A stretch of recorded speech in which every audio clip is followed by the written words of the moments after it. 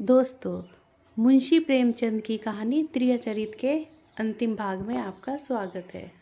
दोस्तों, इससे पहले वाले भाग में हमने कहानी वहाँ पे ख़त्म की थी जहाँ रंभा उससे मिलने आती है मगनदास से और वह उसको कुछ बोलती है। चलिए अब आगे सुनते हैं। आओ रंभा, मैं तुम्हें देखने के लिए बहुत दिन से तरस रहा था। रंभा ने भोलेपन से कहा। मैं यहाँ ना आती तो तुम मुझसे कभी न बोलते। मगनदास का हौसला बढ़ा। बोला, बिन मर्जी पाए तो कुत्ता भी नहीं आता। रंभा मुस्कुराई, कली खिल गई। मैं तो आप ही चली आई। मगनदास का कलेजा उछल पड़ा। उसने हिम्मत करके रंभा का हाथ पकड़ लिया और भावावेश से कांपती हुई आवाज़ में बोला, नहीं रंभा, ऐसा नहीं है। यह मेरी महीनों की तपस्या का फल है। मगनदास ने बेताब होकर उसे गले से लगा लिया। जब वह चलने लगी तो अपने प्रेमी की ओर प्रेम भरी दृष्टि से देखकर बोली, अब यह प्रीत हमको निभानी होगी। पाँव फटने के वक्त जब सूर्य देवता के आगमन की तैयारी हो रही थी, मगनदास की आंखें खुली। रंभा आटा पीस रही थी। उस शांतिपूर्ण सन्नाटे में चक्की की घूमर घूमर बहुत सुहानी मालूम होती थी और वह उसके सुर से सुर मिलाकर अपने प्यारे ढंग से गा रही थी। झुलन झुलनिया मोरी पानी में गिरी, न मैं जानू पिया मोको मने है, उल्टी मनावन मोको पड़ी, झुलनिया मोरी पानी में गिरी। साल भर गुजर गया। मगनदास की मोहब्बत और रंभा के सलीके ने मिलकर उस वीरान झोपड़े को कुंज बाग बना दिया। अब वहाँ गायें थी, फूलों की क्यारियाँ थी और कई देहाती ढंग के मोड़े थे। सुख सुविधाओं की अनेक चीज़ें दिखाई पड़ती थी। एक रोज़ सुबह के वक्त मगनदास कहीं जाने के लिए तैयार हो रहा था कि एक सम्भ्रांत व्यक्ति अंग्रेजी पोशाक पहने उसे ढूंढता हुआ आ पहुंचा और उसे देखते ही दौड़कर गले से लिपट गया। मगनदास और वह एक साथ पढ़ा करते थे। अब वह वकील हो गया था। मगनदास ने भी अब पहचाना और कुछ झेपता और झिझकता उसे गले से लिपट गया। बड़ी देर तक दोनों दोस्त बातें करते रहे। बातें क्या थी, घटनाओं और संयोगों की एक लंबी कहानी थी। कई महीने हुए। सेठ लगन का छोटा बच्चा चेचक की नज़र हो गया। सेठ जी ने दुख के मारे आत्महत्या कर ली और अब मगनदास सारी जायदाद, कोठी, इलाके और मकानों का एक छत्र स्वामी था। सेठानियों में आपसी झगड़े हो रहे थे। कर्मचारियों ने गबन को अपना ढंग बना रखा था। बड़ी सेठानी उसे बुलाने के लिए खुद आने को तैयार थी, मगर वकील साहब ने रोका था। तब मगनदास ने मुस्कुराकर पूछा, तुम्हें क्यों कर मालूम हुआ कि मैं यहाँ हूँ? तो वकील साहब ने फरमाया, महीने भर से तुम्हारी टोह में हूँ। सेठ मक्खनलाल ने अता पता बतलाया। तुम दिल्ली पहुँचे और मैंने अपना महीने भर का बिल पेश किया। रंभा अधीर हो रही थी कि वह कौन है और इनमें क्या बातें हो रही हैं। 10 बजते बजते वकील साहब मगनदास से एक हफ्ते के अंदर आने का वादा लेकर विदा हुए। उसी वक्त रंभा आ पहुंची और पूछने लगी, ये कौन थे? इनका तुमसे क्या काम था? मगनदास ने जवाब दिया, यमराज का दूत। रंभा, क्या असगुन बकते हो? मगन, नहीं रंभा नहीं, यह असगुन नहीं है, सचमुच मेरी मौत का दूत था। मेरी खुशियों के बाग को रौंदने वाला, मेरी हरी भरी खेती को उजाड़ने वाला। रंभा, मैंने तुम्हारे साथ दगा की है। मैंने तुम्हें अपने फरेब के जाल में फंसाया है। मुझे माफ़ करो। मोहब्बत ने मुझसे यह सब करवाया। मैं मगन सिंह ठाकुर नहीं हूँ। मैं सेठ लगनदास का बेटा और सेठ मक्खनलाल का दामाद हूँ। मगनदास को डर था कि रंभा यह सुनते ही चौंक पड़ेगी और शायद उसे जालिम दगाबाज कहने लगे, मगर उसका ख्याल गलत निकला। रंभा ने आंखों में आंसू भरकर सिर्फ इतना कहा, तो क्या तुम मुझे छोड़कर चले जाओगे? मगनदास ने उसे गले लगाकर कहा, हाँ रंभा, क्यों? मगन, इसलिए कि इंदिरा बहुत होशियार, सुंदर और धनी है। रंभा, मैं तुम्हें न छोड़ूंगी। कभी इंदिरा की लौंडी थी, अब उसकी सौत बनूंगी। तुम जितनी मेरी मोहब्बत करोगे उतनी इंदिरा से तो न करोगे, क्यों? मगनदास इस भोलेपन पर मतवाला हो गया। मुस्कुराकर बोला, अब इंदिरा तुम्हारी लौंडी बनेगी। मगर सुनता हूँ कि वह बहुत सुंदर है, कहीं मैं उसकी सूरत पर लुभा न जाऊं। मर्दों का हाल तुम नहीं जानती, मुझे अपने से ही डर लगता है। रंभा ने विश्वास भरी आंखों से देखकर कहा, क्या तुम भी ऐसा करोगे? जो जी में आए करना, मैं तुम्हें न छोड़ूंगी। इंदिरा रानी बने मैं लौंडी हूँगी, क्या इतने पर मुझे छोड़ दोगे? मगनदास की आंखें डबडबा गई। बोला, प्यारी मैंने फैसला कर लिया है कि दिल्ली न जाऊंगा। यह तो मैं कह ही नहीं पाया कि सेठ जी का स्वर्गवास हो गया। बच्चा उनसे पहले ही चल बसा था। अफसोस, सेठ जी के आखिरी दर्शन भी न कर सका। अपना बाप भी इतनी मोहब्बत नहीं कर सकता। उन्होंने मुझे अपना वारिस बनाया है। वकील साहब कहते हैं कि सेठानियों में अनबन है, नौकर चाकर लूट मचा रहे हैं। वहाँ का यह हाल है और मेरा दिल वहाँ जाने को राजी नहीं होता। दिल तो यहाँ है, वहाँ कौन जाए? रंभा जरा देर तक सोचती रही, फिर बोली, तो मैं तुम्हें छोड़ दूंगी। इतने दिन तुम्हारे साथ रही, जिंदगी का सुख लूटा। अब जब तक जीऊंगी इस सुख का ध्यान करती रहूंगी। मगर तुम मुझे भूल तो ना जाओगे? साल में एक बार देख लिया करना, इसी झोपड़ी में आकर। मगनदास ने बहुत रोका, मगर आंसू रुक न सके। बोला, रंभे ऐसी बात न करो, कलेजा बैठ जाता है। मैं तुम्हें छोड़ नहीं सकता, इसलिए नहीं कि तुम्हारे ऊपर कोई एहसान है। तुम्हारी खातिर नहीं, अपनी खातिर। वह शांति, वह प्रेम, वह आनंद जो मुझे यहाँ मिला है और कहीं नहीं मिल सकता। खुशी के साथ जिंदगी बसर हो, यही मनुष्य के जीवन का लक्ष्य है। मुझे ईश्वर ने यह खुशी यहाँ दे रखी है, तो मैं उसे क्यों छोड़ूं? धन दौलत को मेरा सलाम है, मुझे उसकी हवस नहीं है। रंभा फिर गंभीर स्वर में बोली, मैं तुम्हारे पाँव की बेड़ी न बनूंगी। चाहे तुम अभी मुझे न छोड़ो, लेकिन थोड़े दिनों में तुम्हारी यह मोहब्बत न रहेगी। मगनदास को कोड़ा लगा, जोश से बोला, तुम्हारे सिवा इस दिल में अब और कोई जगह नहीं पा सकता।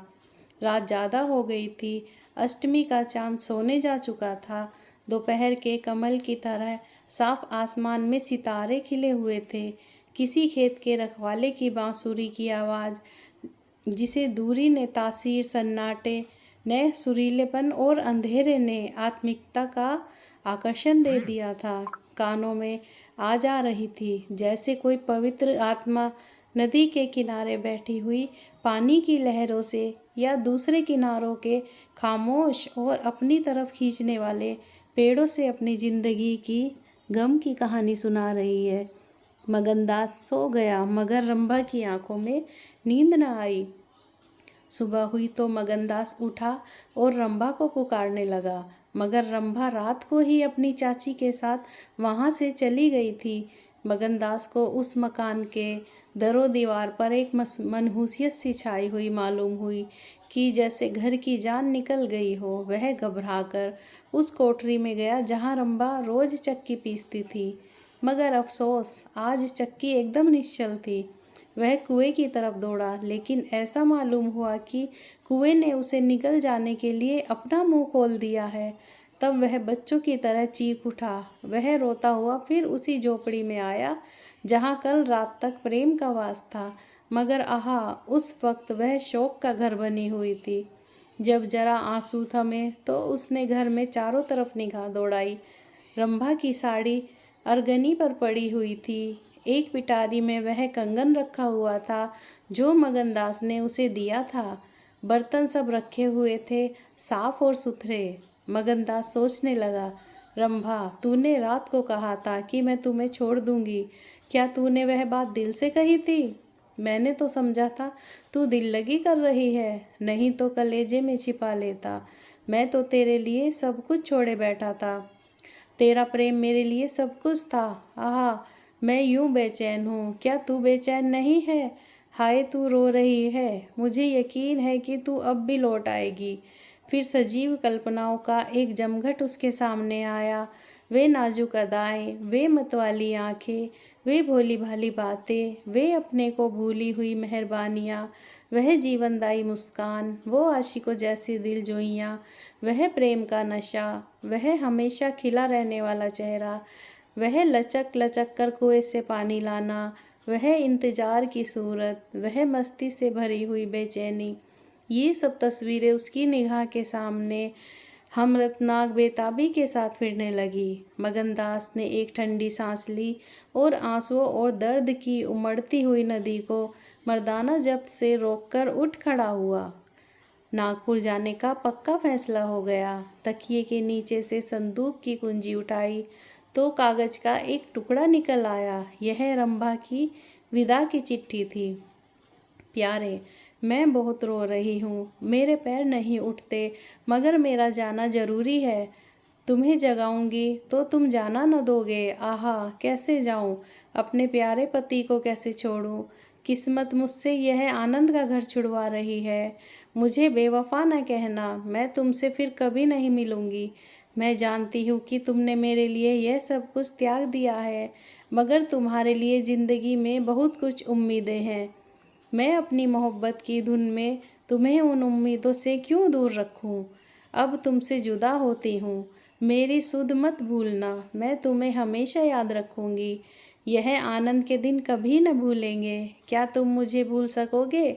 तुम्हारी प्यारी रंभा। मगनदास को दिल्ली आए हुए 3 महीने गुजर चुके थे। इसी बीच उसे सबसे बड़ा जो निजी अनुभव हुआ वह यह था कि रोजी की फिक्र और धंधों की बहुतायत से उमड़ती हुई भावनाओं का जोर कम किया जा सकता है। 1.5 साल पहले का बाफिक्र नौजवान अब एक समझदार और सूझबूझ रखने वाला आदमी बन गया था। सागर घाट के उन दिनों से उसे रियाया की इन तकलीफ़ों का निजी ज्ञान हो गया था, जो कारिंदों और मुख्तियारों की सख्तियों की बदौलत उन्हें उठानी पड़ती थी।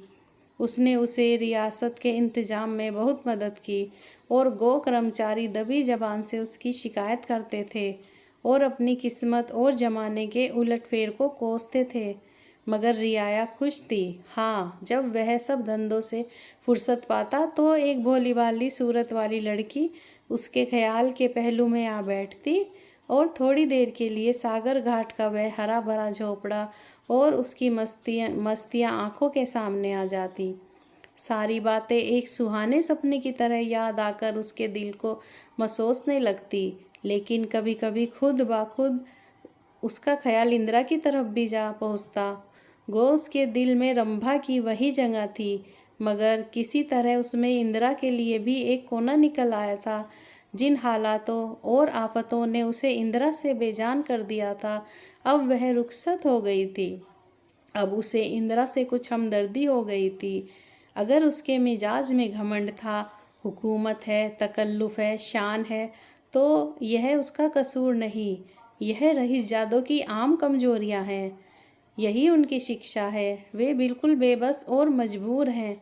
इन बदले हुए और संतुलित भावों के साथ जहाँ वह बेचैनी के साथ रंभा की याद को ताज़ा किया करता था, वहाँ इंदिरा का स्वागत करने और उसे अपने दिल में जगह देने के लिए तैयार था। एक दिन दूर नहीं था, वह दिन दूर नहीं था जब उसे उस आजमाइश का सामना करना पड़ेगा। उसके कई आत्मीय अमीराना शानो शौकत के साथ इंदिरा को विदा कराने के लिए नागपुर हुए थे। मगनदास की तबीयत आज तरह तरह के भावों के कारण, जिनमें प्रतीक्षा और मिलन की उत्कंठा विशेष थी, उचाट सी हो रही थी। जब कोई नौकर आता तो वह संभल बैठता कि शायद इंदिरा आ पहुंची। आखिर शाम के वक्त जब दिन और रात गले मिल रहे थे, जनान खाने में जोर शोर से गानों की आवाज़ों ने बहू के पहुंचने की सूचना दी। सुहाग की सुहानी रात थी। 10 बज गए थे। खुले हुए हवादार सहन में चांदनी चिटकी हुई थी। चांदनी जिसमें नशा था, नशा है, आरजू है और खिंचाव है। गमलों में खिले हुए गुलाब और चंपा के फूल चांद की सुनहरी रोशनी से ज़्यादा गंभीर और खामोश नजर आते थे। मगनदास इंदिरा से मिलने के लिए चला। उसके दिल से लालसाएं जरूर थी, मगर एक पीड़ा भी थी। दर्शन की उत्कंठा थी, मगर प्यास से खोली मोहब्बत नहीं, प्राणों का खिंचाव था जो उसे खींचे लिए जाता था। उसके दिल में बैठी हुई रंभा शायद बार बार निकलने की कोशिश कर रही थी, लेकिन दिल में धड़कन हो रही थी। वह सोने के कमरे के दरवाजे पर पहुंचा। रेशमी पर्दा पड़ा हुआ था। उसने पर्दा उठा दिया। अंदर एक औरत सफ़ेद साड़ी पहने खड़ी थी। हाथ में चंद खूबसूरत चूड़ियों के सिवा उसके बदन पर एक जेवर भी न था। ज्यों ही पर्दा उठा और मगनदास ने अंदर कदम रखा, वह मुस्कुराती हुई उसकी तरफ बढ़ी। मगनदास ने उसे देखा और चकित होकर बोला, रंभा, और दोनों प्रेमावेश से लिपट गए। दिल में बैठी हुई रंभा बाहर निकल आई थी। साल भर गुजरने के बाद एक दिन इंदिरा ने अपने पति से कहा, क्या रंभा को बिल्कुल भूल गए? कैसे बेवफा हो, कुछ याद है? उसने चलते वक्त तुमसे क्या विनती की थी? मगनदास ने कहा, खूब याद है, वह आवाज़ भी कानों में गूंज रही है। मैं रंभा को भोली भाली लड़की समझता था, यह नहीं जानता था कि यह त्रिया चरित्र का जादू है। मैं अपनी रंभा को अब भी इंदिरा से ज़्यादा प्यार करता हूँ। तुम्हें डाह तो नहीं होती? इंदिरा ने हंसकर जवाब दिया, डाह क्यों हो? तुम्हारी रंभा है तो क्या मेरा मगन सिंह नहीं है? मैं अब भी उस पर मरती हूँ। दूसरे दिन दोनों दिल्ली के एक राष्ट्रीय समारोह में शरीक होने का बहाना करके रवाना हो गए और सागर घाट पर जा पहुँचे। वह झोपड़ा, वह मोहब्बत का मंदिर, वह प्रेम भवन फूलों और हरियाली से लहरा रहा था। चंपा मालिन उन्हें वहाँ मिली। गांव के जमींदार उनसे मिलने के लिए आए। कई दिन तक फिर मगन सिंह को घोड़े निकालने पड़े। रंभा कुएं से पानी लाती, खाना पकाती, फिर चक्की पीसती और गाती। गांव की औरतें फिर उससे अपने कुर्ते और बच्चों की लेसदार टोपियां सिलवाती है। हाँ, इतना ज़रूर कहती है कि इसका रंग कैसे निखर आया है, हाथ पांव कैसे मुलायम पड़ गए हैं। किसी बड़े घर की रानी मालूम होती है, मगर स्वभाव वही है, वही मीठी बोली है, वही मुरव्वत, वही हंसमुख चेहरा। एक तरह एक हफ्ता इस सरल और पवित्र जीवन का आनंद उठाने के बाद दोनों दिल्ली वापस आ गए। और अब 10 साल गुजरने के बाद भी साल में एक बार उस झोपड़े के नसीब जागते हैं और मोहब्बत की दीवार अभी तक उन दोनों प्रेमियों को अपनी छाया में आराम देने के लिए खड़ी है। दोस्तों, अगर आपको मुंशी प्रेमचंद की ये कहानी त्रिया चरित्र पसंद आई हो तो लाइक, शेयर एंड सब्सक्राइब ज़रूर करें।